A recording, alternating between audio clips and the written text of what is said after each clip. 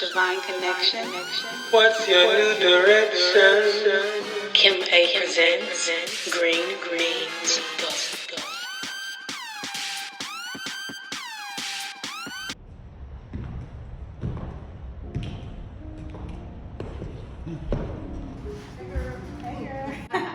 I want to say welcome to Kim A Presents Green Means Go.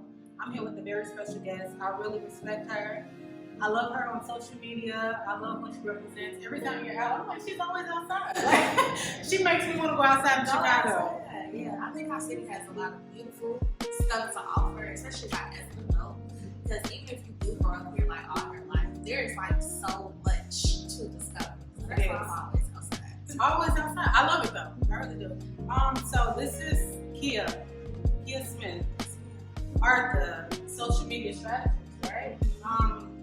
Influencer, content creator, seminar extraordinaire. Like she has this amazing seminar for young women. Is it men as well? Men as well. Okay. And it's called Write Yourself a Love Letter Challenge. Can you tell us more about this one? Well, actually, tell me how it came about. How did it start before this? Okay, so before it was a seminar, we gotta roll it back to 2016. And so in 2016, I was 22 years old. I was in college, and I, like any young person, like trying to come to their own, I struggled with loving myself.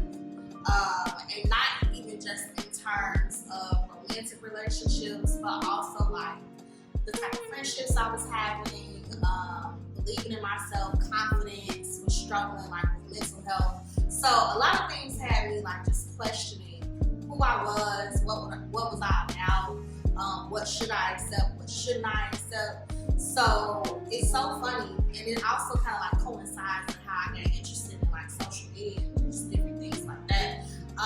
That same summer in 2016, I was actually taking a social media class. It was just a random summer class that I had to take for my major, which I majored in journalism with an emphasis in advertising. So I had to take a random summer class for just summer credits. And so one of the assignments for the class was to create a social media campaign and basically observe how like people interact with me. So before I was anything, I was a blogger and a writer. So around that time, I had my blog for like 5 years. I switched from being like a hip hop blogger who would interview up and coming Chicago artists and entrepreneurs to just writing like more lifestyle things, more relationship things. Started focusing heavily on mental health. Just started kind of like peeling back the layers and like really like getting real. And so from there, I was like, okay, I saw all these challenges going on like Facebook. Like you had the real hair challenge, you had the no makeup challenge. You had all these different challenges, but I didn't see anything about self-love. And I was becoming like, just like really interested in it. And like figuring out, I think around 2016 is also when I started to get into therapy, like actually start seeing someone. And so I was like, you know what? I'm going to create something called Write Yourself a Love Letter Challenge. And what you had to do was you had to post a picture or video of yourself that you liked and write a love letter from you to you. And it proved to be a little bit difficult for a lot of people. I can see that. I feel like I was struggling with it. A lot of us would. Yeah. A lot of us do. And that's nothing to be ashamed about.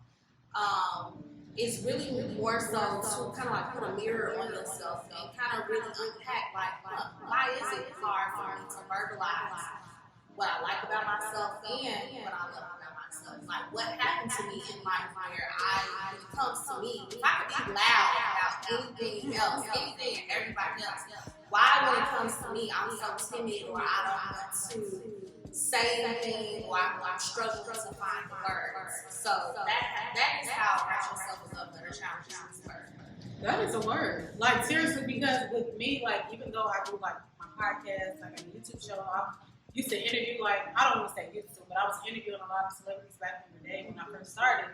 but I cannot stand my voice. Like, you know, I have to edit videos, so I have to go back and watch it, and I'm cringing like, whoa, why do my voice sound like this recorded? And it's like you said, you gotta learn to love like everything about you. You do, or at least accept it, Exactly. and because it's okay to like dislike some things. Like I might not like that my eyebrows are not as thick as they should be, or sometimes my edges is a little sparse.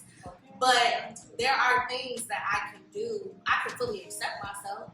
And like, you know what, in spite of that, I'm going to do this so I could just feel better about looking at myself in the mirror every single day. And I think ultimately in the self-love journey, it's about having full acceptance of yourself regardless of who doesn't accept you or who rejects you or whatever. It's okay. You have to accept you gotta accept you first. Come on, because you're dropping gems, okay? And you said rejection. Like, speaking of rejection, my slogan for the show is rejection, divine connection, wishing new direction. You know, because we get rejected in life and jobs and relationships, whatever. And you have to deal with that. And a lot of people think it's like, oh, I'm going to pick myself back up. Sometimes it's months of just like doubting yourself. Sometimes it's, I'm not going to do an application because I've already been rejected for like 50 applications, you know? So what are they going to see that this company didn't see? Yeah. I want to know, like, what keeps you going on days when you don't feel like, I don't feel like posting as much. I don't feel like being as engaging with my audience as much. What keeps you going? I honor that. Honestly, sometimes you just really do have to take a pause and just relax. And you're going to have slow seasons. Right now, I'm in a very uncomfortable season in my life. Like, it's very uncomfortable. Lots of changes happening rapidly at once. Some days, I don't know what's up or down. But I honor that because I feel like therapy taught me how to honor that, because usually it's like, oh, keep going, you gotta push yourself. You really do have, and yes, there is merit in that. But on the other side of that, you have to honor where you are and just give yourself time to breathe. Now that I'm 29, I really understand the phrase waiting to exhale. Because sometimes we are just kind of like holding our breath so much, like you gotta remember to breathe. So you honor yourself, and the audience is gonna be there. The tribe is gonna be there. Like the people who really check for you and pour into you and are meant to support you, they'll be there when you get back. You have to honor yourself first when you get in those seasons. Like I just really don't feel like it, and that's okay.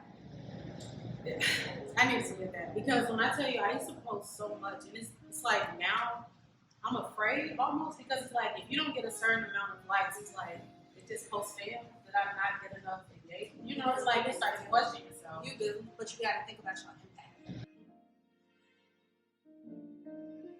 And even if it's like one person who shared it, or one person like, Kim, I really like what you're doing. Right. Its impact is way better than this social media world that we live in. Because even from a professional standpoint, like, okay, if your post got all this engagement and all these likes, shares, and comments, but did it reach the ultimate goal that you wanted? Whatever like your ROI was, or your KPI, key performance indicator, did it impact someone? And if it didn't, it's like, okay, all that superficial stuff is cool. Like Instagram could die today. Man. But what's the legacy? How I kind of look at things is like, what's the legacy you want to leave off of the internet? So, I don't know. She over here preaching. I don't know. I'm just saying. Okay, and I also want to go into this because this is like a big thing for people like creatives in Chicago that come from Chicago that had to move from Chicago to pursue other things. But I personally feel like a lot of people in Chicago don't respect, not necessarily respect, don't show a lot of love to creators until like they pop in another city, or if they see somebody else famous, like support them. Do you think Chicago has like a crab and barrel type of mentality when it comes to like people on the come up? Yes and no. Because I have seen what you're talking about as far as like people don't respect you or support you until you move away. But also, Chicago has a very thriving creative community where people really rock with you. They really rock with you. They'll support you. They'll be a resource. And honestly, I think it also starts with self first. So for me, I've been a creator for a very long time, since I was like 15.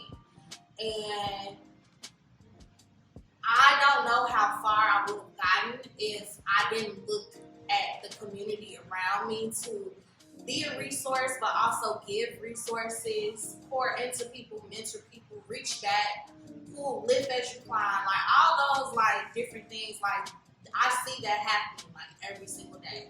I've never anything I've ever gotten. I've never gotten it completely alone. Had to get it out the mud. Like I worked hard. Don't get me wrong. I worked hard, but I also know that I have a community of people who I could come to. So you really just have to like not be fearful of asking for help. And even if people don't give you the help, it's okay. The help gonna come from somewhere. It may not come from the people that you expect it to, but it's gonna come from somewhere. So you just keep searching and you keep curating the environment that you want to see, especially in the city of Chicago. I like that a lot because I can say this because I feel like I see it a lot, and maybe because I'm not on the scene like I used to be, so I can speak and be like, oh, everybody is that way. But I'm saying like from what I see and what I've seen in the past, it's been that way for me in Chicago. But I can also see what you're talking about because looking on your page, I see you like promoting different like black-owned marketing companies and things of that nature. And it seems like you have like a very supportive friend group around you. So that's pretty dope. I do. And also, I think it also comes from, I'm not a hater. Like, I'm not a hater. Like, I feel that. I've never had a problem supporting people. I think that's one of my favorite things about myself is that I'm very genuine with my support. If I like something, I like it, and you'll know. If I don't like something, I'm not going to speak negative about it. Because why would I give negative energy to something like I don't like? So I try to be very genuine with people. I go to events that pique my interest. If something doesn't pique my interest, I'll send it to someone. Like I've never had a problem just like sharing and being like resourceful. So I kind of think like the energy that I put out, it gets reciprocated onto me, even if it's from people that I least expect. So that's a word. And sometimes, like I said, it's gonna come from people that you wouldn't expect it to, because I can say honestly with my podcast, so many people that I've never met, like never met. Like we speak on social media, they'll like my posts, like their posts, sharing my stuff, like comments and everything. And be like, some people close to me is like not a share, but it's like you said, you don't give your energy to stuff like that. It's like you keep it, yeah, okay, you're gonna act accordingly. So I think that's a word, and I think every creative has to go through the realization that your friends and your family is not your target audience. Man. And yes, it's hurtful. So hold space for that. Like, yeah, it's hurtful. Yes. But also stay open to all of the connections that you'll be able to make. I have people in my family. I've been in the office for 3 years now. And I have people like literally in my family who ain't bought a book, who ain't came to an event, who ain't bought a t-shirt, nothing. And that's okay. Yeah. Because they're not my target audience. I never even seen them read a book. So okay. It's kind of like, why would they get my book just because it's me?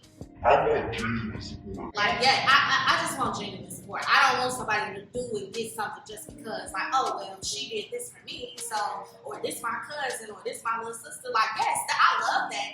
But also, like, no, I want you to actually utilize the book and read the book and comment on stuff and share stuff. And you just have to be welcome or open to all the support that comes in different ways. And it may not be from people that you're super close to, and that's okay. Oh, good. I didn't know I was going to church today, but it's okay. I don't mind. I didn't watch Pastor John Hunter this morning yet, so I'll take it. The 6th annual Write Yourself a Love Letter Challenge. It has turned from a seminar to a full-blown experience. It's happening Sunday, July 30th at the Promontory for a second year in a row. You can find a link in my bio on Instagram. So follow me on Instagram at Kia Smith Rice. It sounds exactly how it's spelled, exactly how it sounds. Link is in bio. Sunday, July 30th. I have a special guest this year. Her name is Brittany Rogers. She is an author and millennial therapist, a Black woman, who will help us unpack just some of our self-love journeys, our mental health things, and everything in between. There's brunch, catered brunch included in the ticket price, champagne, drinks available to purchase, and I also have some amazing vendors this year who will have some things to sell to you all, to give to you all. Everybody is welcome. You just got to be at least 21 to purchase a ticket because there will be alcohol present. But we also have non-alcoholic beverages as well if you don't drink. But yeah, anybody is welcome. Men, women, non-binary people, like everybody is welcome. I want self-love is for everybody, so I will never shut anybody out. But yeah, that is where you can find everything. Follow me on Instagram. I want to say thank you so much again, Takia, so much for joining me. I really appreciate it. I love the green. Thank you. This is green means go. She's Green going, means okay? go.